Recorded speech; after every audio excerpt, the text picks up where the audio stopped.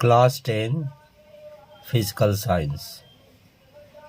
अभी हम 2024 के लिए पार्ट 6 विद्युत धारा की तैयारी करेंगे।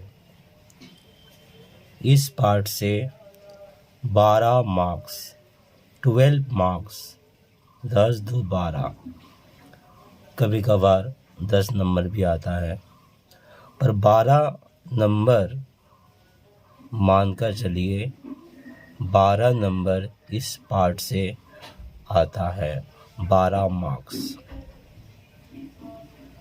तो इस दृष्टिकोण से फिजिकल साइंस का यह पार्ट बहुत ही महत्वपूर्ण है। और एक बात मैं बता दूं, 2024 में आपने रिजल्ट देखा होगा, फिजिकल साइंस और गणित में सबसे ज़्यादा बच्चे 25 लाकर पास हुए हैं या फिर फेल हो गए हैं, और सबसे ज़्यादा बच्चे फिजिकल साइंस या मैथ में 100 में 100 लाए हैं। तो मित्रों, ये दो सब्जेक्ट ऐसा है कि अगर आप इसमें पढ़ें तो पूरा नंबर पाओगे, स्कोरिंग सब्जेक्ट है, और ना पढ़े तो कुछ भी ना पाओगे। बीच का कोई रास्ता नहीं है कि थोड़ा बहुत लिख के इधर से उधर कर दें, जैसा कि और सब्जेक्ट में करने की कोशिश करते हैं और 25-26 पाकर पास भी हो जाते हैं। लेकिन फिजिकल साइंस और मैथ में गुंजाइश नहीं है। इसलिए अगर आपको कोई पाठ पढ़ना है तो जान लीजिए कि इस पाठ से कितना मार्क्स का आएगा। जैसा कि हमने कहा, विद्युत धारा पाठ से 12 मार्क्स का आता है। अब आप इसे 10 मान लीजिए, थोड़ा सा कम ही, और 10 मान कर इसको अच्छी तरह से तैयारी कर लीजिए इस एक पाठ को, तो आपका 10 नंबर का हो गया तैयारी। लेकिन थोड़ा सा इसमें से करेंगे, थोड़ा सा उसमें करेंगे, थोड़ा थोड़ा का चक्कर रहोगे भैया, तो 0 ही हाथ लगेगा। क्यों? क्योंकि इसका प्रश्न का जो गहराई है, 1 नंबर वाला 1 नंबर वाला 1 नंबर वाला 1 मार्क्स के ही क्वेश्चन 2 नंबर के लिए भी 1 + 1 हो जाता है। कभी कभार 3 मार्क्स के रहते हैं तो बड़े प्रश्न रहते हैं, सवाल रहते हैं, तो आप कुछ नहीं कर पाओगे बिना गहराई से पढ़े। इसलिए फिजिकल साइंस अगर आपसे नहीं हो पा रहा है पूरा, तो आप 4-5 पाठ ही पूरा साल वह पढ़िए, गहराई से पढ़िए। पढ़ने से पहले उसका मार्क्स मालूम कर लीजिए। इस तरह से बहुत बच्चे हैं जो ईमानदारी से तैयारी किए, कोई 4 पाठ, कोई 5 पाठ, कोई 6 पाठ लेकर, और उनका नंबर 60% से भी ऊपर आया। वहीं जो पूरा का पूरा घपला करके कर रहे हैं, उनका फेल। अब आपके हाथ में है, आपकी तैयारी कैसे है। तो आपको मालूम चल गया है, अगर लापरवाही की है तो आपका भी वही होने वाला है, कि ये नियम है, नियम से अपवाद कुछ नहीं है। अब रहा पार्ट 6 धारा विद्युत का सिलेबस। अगर आप करना चाहते हैं धारा विद्युत, क्योंकि YouTube पर अक्सर बच्चे कुछ बस सजेशन के लिए आते हैं, या भी थोड़ा बहुत जान ले तो हो जाए, एक आध बच्चे पूरा 100% तैयारी करने के लिए भी आते हैं। तो जो 100% तैयारी करने के लिए आ रहे हैं उनके लिए भी, जो थोड़ा बहुत करने के लिए आ रहे हैं उनको मैं अपनी चेता दिया कि कोई भी एक पार्ट पूरा करना ही पड़ेगा। ये गांठ बांध लीजिए। अगर आपने कोई एक पार्ट के हिसाब से हर एक पार्ट, कोई जैसे विद्युत धारा कर रहे हो तो 10 नंबर फिक्स हुआ, 2 नंबर इधर उधर हो जाए अगर नहीं लिख पाओ तो। इस हिसाब से अगर आप 50 नंबर लाना चाहते हो तो 70 नंबर का कर लो। अगर आप 30 पाना चाहते हैं तो 20 नंबर थोड़ा ज़्यादा करिए, 50 नंबर का करिए। गिनकर आराम से साल भर उन्हीं पाठों को अच्छी तरह से गहराई से पढ़िए। ठीक है, समझ लीजिए और अच्छा से करिएगा, लापरवाही मत करिएगा। फिजिकल साइंस से 2-4 नंबर पाना भी मुश्किल हो जाता है। हाँ, तो मैं कह रहा था जो विद्युत धारा को लिए हैं, सबसे पहले आपको सिलेबस पूरा का पूरा याद कर लेना चाहिए।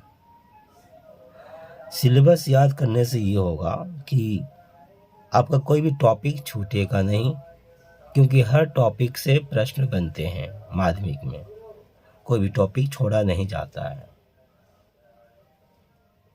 हाँ, मार्क्स सीमित होने के कारण, जैसे 12 मार्क्स है तो 1-2 टॉपिक इधर से उधर हो जाए, लेकिन प्राय सभी टॉपिक से एक एक प्रश्न बनता ही है और सभी टॉपिक्स को आपको समझना चाहिए, एक भी टॉपिक छोड़ना नहीं है।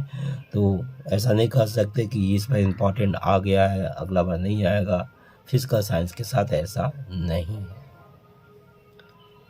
तो पार्ट 6 धारा विद्युत, चलिए हम तैयारी शुरुआत करते हैं। सबसे पहले सिलेबस देखिए, विद्युत धारा, विभवांतर एवं विद्युत वाहक बल 6 का 1 अच्छी तरह से इसे याद कर लेंगे। हाँ, हो सकता है आपको विभवांतर का पता नहीं है, विद्युत वाहक बल क्या है नहीं पता, विद्युत धारा नहीं पता। अगर आप 5, 6, 7, 8 लगातार पढ़ते आ रहे हैं अच्छी तरह से तो आपको पता होगा, पर फिर भी मान लीजिए नहीं है, कोई बात नहीं, इसको तो आप पढ़ेंगे ही, अभी आप याद कर लीजिए। विद्युत धारा, विभवांतर एवं विद्युत वाहक बल 6 का 2 ओम का नियम है, वैज्ञानिक ओम। तो ओम का नियम, इसके तहत आपको 6 का 2 का 2, 6 का 2 का 1, इसे हम समझेंगे। 6 का 2 का 1, 6 का 2 का 2, 6 का 2 का 3, 6 का 2 का 4। तो 6 के 2 के तहत इतना टॉपिक और आपको ये कर लेना है। तो ओम का नियम 6 का 2 का 1 में है, किसी चालक में विभवांतर एवं विद्युत धारा में संबंध, ओम के नियम से प्रतिरोध की अवधारणा। उसके बाद है विद्युत वाहक बल एवं सेल का आंतरिक प्रतिरोध। इसके बाद है प्रतिरोधकता एवं चालकता, प्रतिरोधों का श्रेणी क्रम एवं समानांतर क्रम में संयोजन, घरेलू परिपथ।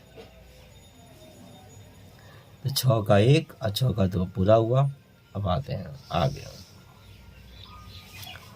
6 का 3 विद्युत धारा का ऊष्मीय प्रभाव,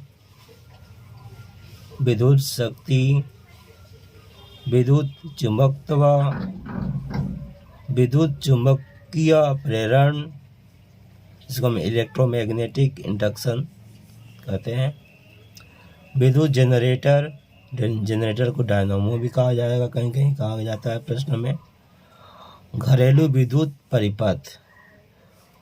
तो ये 8 टॉपिक जो है धारा विद्युत पार्ट 6 का आपको पूरा का पूरा याद कर लेना है, बार बार पढ़कर।